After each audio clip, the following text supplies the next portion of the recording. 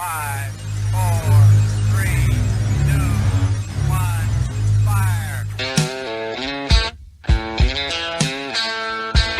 Let me tell you something you already know. The world ain't all sunshine and rainbows. They've done studies, 60% of the time, it works every time.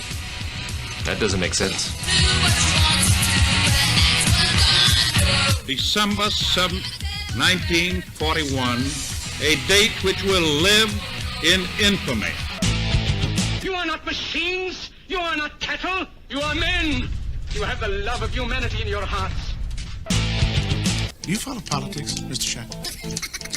Do I look like I follow politics? Or do they teach you to talk like this in some Panama City sailor want a hump bar? Or is this getaway day and your last shot at his whiskey? Sell crazy someplace else. We're all stocked up here. All right. The wait is over. Welcome to the Fixed Radio Show. I am your host. We got our tripod Bill back there doing his magic as always. People want to think what we're doing here. We're doing what we can, man. We're short-handed sometimes. We don't have big money rolling in. We don't have these big mega sponsors. It's just me, him, and Mary Frances when she's here. She's always here. 239-791-7002 if you dare to call. 239-791-7002. And, of course, the Fixed Radio Show at gmail.com. You can shoot us an email in case you want to, be heard or you don't want to be heard. Well, let's see now. Let's start with this one. Never before have I turned on you. I look too good to me. Your beady eyes could cut me in two and just wouldn't let me be. It's a free-for-all. My heart has said you can bet your life. Stakes are high and so am I. It's in the air tonight. That's right. Ted Nugent doing some, he's coming to Naples, Florida. By the way, if you haven't gotten your tickets, get your tickets in South Florida. He's a crazy man. I got to go see him. So he'll be out there doing his thing. Just real quick update on Mr. Steve Scalise. It's a shame. We all know what happened yesterday with the shooting. I don't want to hashtag all that again because we did it yesterday. We showed the video of the guy getting shooting at the ballpark, and it was quite chilling. I started thinking, who's at fault here? Who is at fault? Is it the Republicans? Are they that bad that they're going to get shot at? Is it the Democrats because they gin up their base and they keep coming after them? It's the gun's fault. Or is it the gun's fault? Well, obviously it's the guy that did it. He's a psychomaniac. I don't even want to talk about him because he makes me sick. Somebody that would do that. But he's the one. And now you're going to start hearing all the people coming out with gun control. And it's a sad thing because the only two people that ever did save him out there were the people that had the guns. So I think that's a moot point. But what's more important is now the politicians can get a taste of it. You always hear about Chicago and all the shootings and the big cities and all this. But now you got it right at their doorstep. Now you got the politicians' attention. Now they realize that stop the shenanigans, stop the bull crap, and get to work. Govern. Do your job and stop goofing off. And I think now they're starting to realize, man, these guys ain't playing because it's in our DNA. The American people have a certain DNA that we're born with, and that's the fight. That's the kickback fight and get going.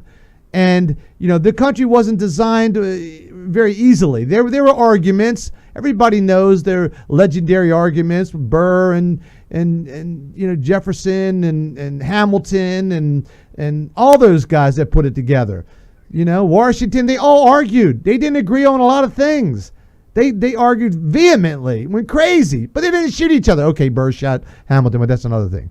But it's in our DNA to fight. And that's what they're starting to see. Now we're starting to see some of these politicians that are getting a taste of how close the danger really is. And hopefully there's a voice of reason that comes over them and they stop ginning up the party and they stop talking all the rhetoric and pointing the fingers and going after somebody when they don't need to and just getting it all fired up. Because there's some crazy SOBs out there, man. And I'm sure there'll be another a copycat guy who's sitting around now saying, "Yeah, we're going to go get them. We're going to go get them." And so hopefully it won't happen. We'll have to do something about this. But the American people deserve better. Let's get to work. Let's stop the nonsense. The Democrats have to stop chasing that rabbit down the hole because they're just going after Trump for everything he does wrong. He's terrible. He's a racist. He's got money. He's no different than any other politicians. They're all the same. Okay, so I don't know. You're not hiring Jesus Christ to be your savior out there. These are politicians. They make deals. They're movers. They're shakers. They're big playmakers. They're in the real world. That's what they do. So politicians are politicians. We have to. That's what we hire. Lawyers and politicians.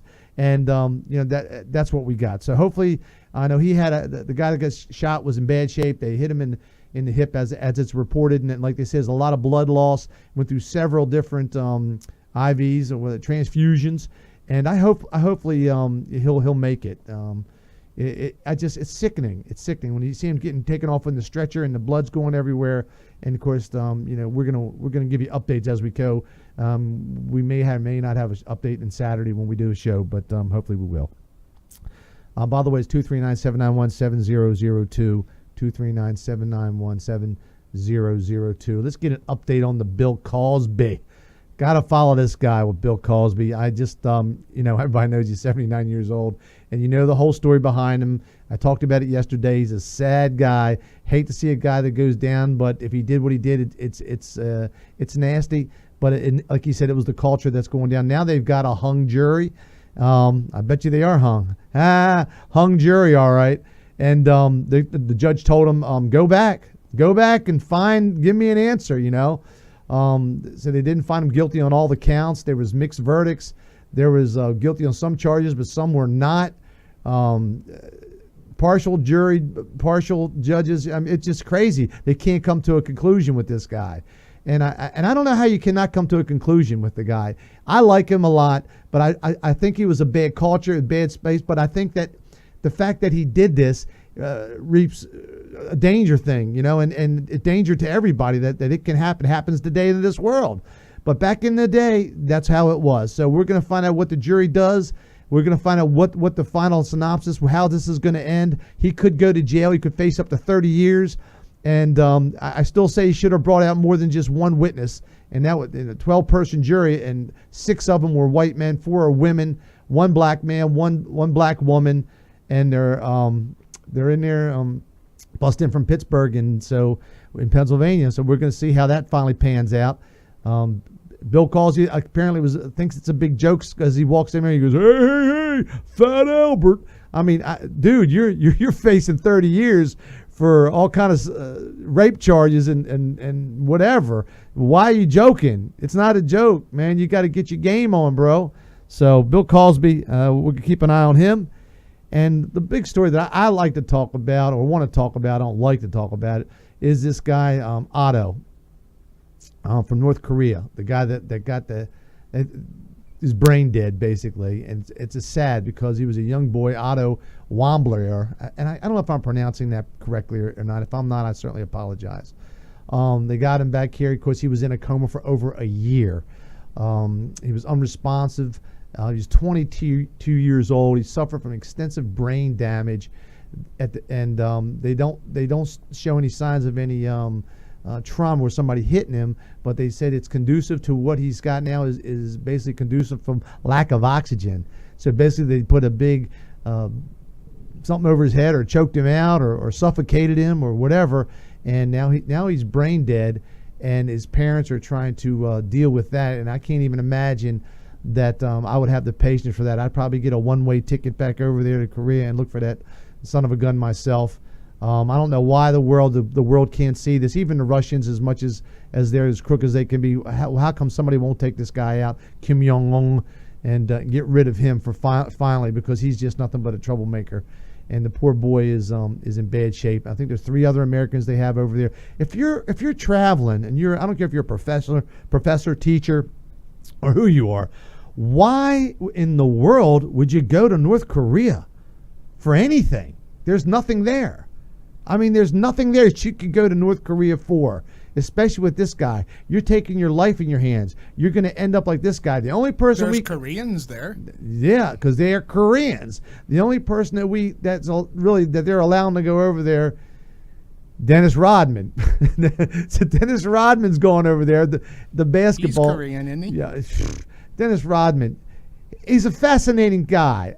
And if you ever see the Joe Buck interview with him talking about his the history of Dennis Rodman and how he became who he was today. I want to take a chain and connect all his earrings and all that stuff on his face with a chain. Just if no one's heard the story, I'm just going to spit it out real fast and then we're going to kind of wrap it up real quick. But Dennis Rodman, before he went to college, he was playing basketball, and there was a little kid that would watch him play basketball every day.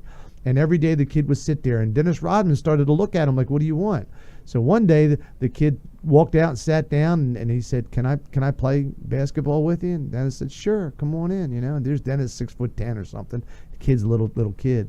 And apparently they struck up some friendship, and they were talking, and then the next day they talked, and finally they went outside, and he talked to the little boy, and he was sitting on the corner, and he said that the little boy told him, he said, I got something to tell you. And Dennis said, sure, what is it? He says, I killed somebody. And Dennis Rodman said, what? He said, yeah. He says, me and my best friend, we were playing around with a gun, and I ended up shooting my best friend in the stomach and killing him. And Dennis Rodman's mouth was dropped to the floor and was like, what? He couldn't believe it. So the kid and him became really good friends, and the kid invited him back to his house. So here's this guy, 6'10" black guy, walks in, the little kid. His mom tells his mom, this is my friend. It's Dennis Rodman. So Dennis Rodman, of course, was broken and very poor, is sleeping in his car. And his friend said, hey, can my friend stay here? And he said, well, we'll think about it. And his father finally talked to the wife and said, okay, you can stay here. And they let Dennis Rodman stay there. So it's a fascinating story of Dennis Rodman. And if you don't know that story, you look for Joe Buck. He did an interview with Dennis Rodman, and it's just a fascinating story about how this guy did well. But we're going to do a real quick show for you Saturday as well. We're just doing a little ironing things out. Feel free to give us a call anytime. Leave your comments or shoot us an email, 239-791-7002, 239-791-7002. The Fixed Radio Show with Smitty and Tripod. So see you soon. Peace out, guys.